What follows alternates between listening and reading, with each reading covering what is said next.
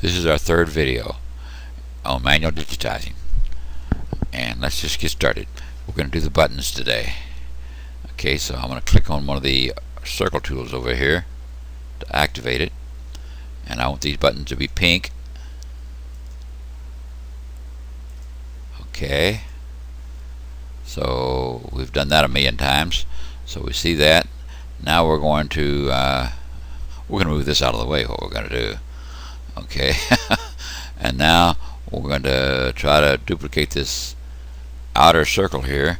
I'm going to hold the control key down while I drag this mouse and get me an oval shape here as best I can. To match that, I think that's about right. Now that I have it, I'm going to right click off to the side to kill the tool. Not kill the tool, I canceled it. This still works, it's not dead. Okay. Now I'm going to rotate this thing. I'll left click 2 times to get the rotation tools and the slant tools too. If you didn't know it, there's slant tools in under this tool as well.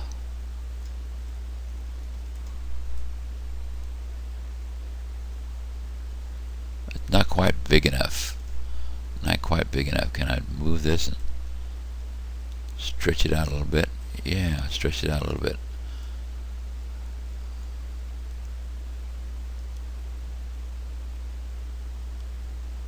It's close enough. Okay, now I'll make that invisible, and then I go get my other tool here. I want it invisible so that I won't have any interference there. The color again is pink. And now I'm going to put an inner oval in here. Hold the control key down.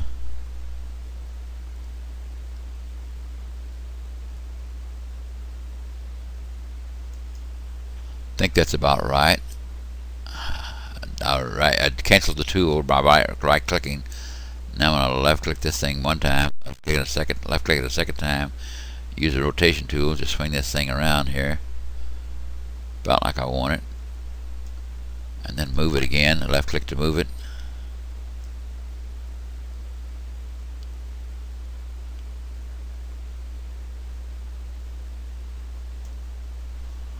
And then I'll take one, highlighting off the other one. I'm going to go to 3D view where I can see how those things fit together.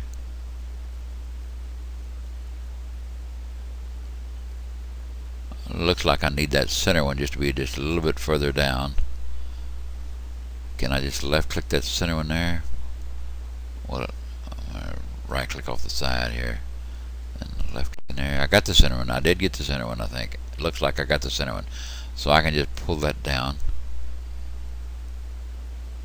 to my liking. That's about how I think I like that. And now I can generate. Okay, then we'll go back and we're going to do some cutting now to cut a hole in the middle of the first one. Outline view, create a void, use an existing area, and then generate. And it gave me a complex on the outside, and I wanted a satin. See, here's one case where it gave me a complex and I wanted a satin. So I'm going to change that. I have it selected now. I'm going to change that to satin and see if I get a proper satin, or I get an area too wide there maybe. We'll see here. Let me go to 3D, we can see that better. Looks okay to me.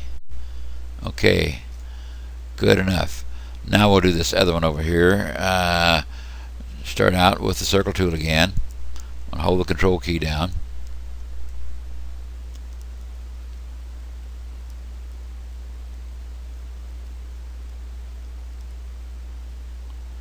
Little guesswork here, guys. There's a little guesswork, and I forgot to change the color again. So it's selected already, so I'm going to reach over here and left click this pink color chip, and it'll change it for me. Okay, generate again, get rid of that travel stitch. Okay, got it. Now I need to left click this, left click again to get the rotation tool, rotate this around, left click it, move it up here a little bit like that,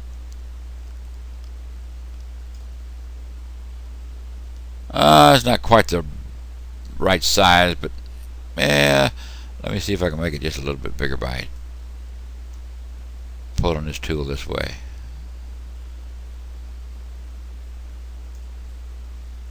Yeah. Generate stitches, get it filled in.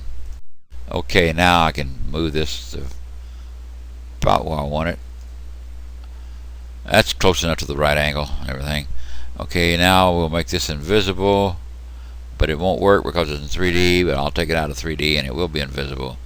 Now we'll get the other one on here. Left click this circle tool again, and I'll try to build this next one here.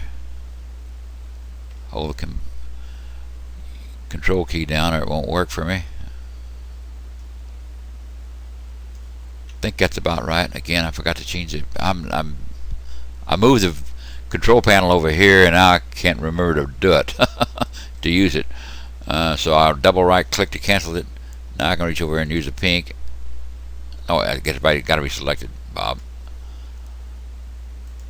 Now I'll rotate this thing.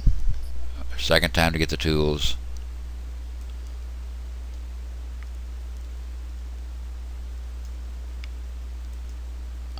Left click to move it now.